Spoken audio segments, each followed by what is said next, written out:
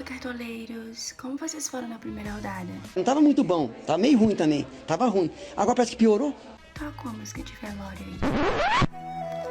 Sim, eu sei que a maioria de vocês não conseguiu acumular as tão sonhadas cartoletas.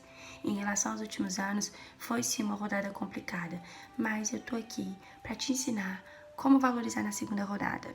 Essa é uma rodada um tanto traiçoeira, porque ela vai contra todos os nossos ensinamentos de cartola, escalar um jogador desvalorizado para valorizar caso ele vá bem, não é isso? Não, gente, não pense assim, isso é só da quarta rodada pra frente. A segunda rodada tem uma regra específica e eu vou explicar pra vocês. Bora! O princípio básico dela é escalar jogadores já valorizados. Isso mesmo, aqueles jogadores que foram muito bem na primeira rodada, eles tendem a ir bem na segunda, a valorizar na segunda. Vou te explicar por quê. É bem simples, não há uma fórmula exata, mas basicamente é uma continha simples do preço atual do jogador vezes 0,45. O resultado é a média que o jogador precisa fazer para valorizar.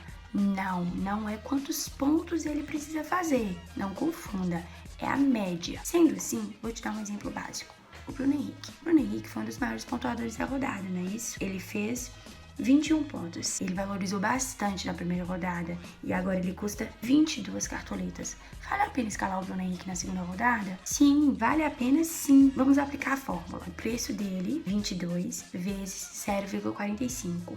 9,9 de média. Como eu falei, 9,9 não são quantos pontos ele precisa fazer, mas é a média para valorizar. Sendo assim, como o Bruno Henrique ele fez esses 21 pontos na primeira rodada, mesmo se ele fizer menos 1,2 nessa segunda rodada, ele tende a valorizar. Ou seja, é um pensamento que vai em contramão, né, com tudo que a gente joga a partir da quarta rodada. Mas agora é assim, o jogador que valorizou bem tende a valorizar mais se for bem na rodada. Não precisa de muito para isso. O Cuejá, o Everton Cebolinha, o André do Grêmio, vários jogadores que foram bem tendem a precisar de poucos pontos. O Cuejá, se eu não me engano, com uma roubada de bola ele valoriza. Vou dar um outro exemplo. O Fábio do Cruzeiro. Ele custava 14 cartoletas e ele desvalorizou bastante na primeira rodada. Sim, o Cruzeiro foi superado pelo Flamengo fora de casa e ele negativou. E ele ficou bem mais barato. Ele agora custa 7,6 cartoletas. Sendo assim, como o Cruzeiro joga em casa contra o Ceará, ele talvez seria uma boa opção sim, concordo com você.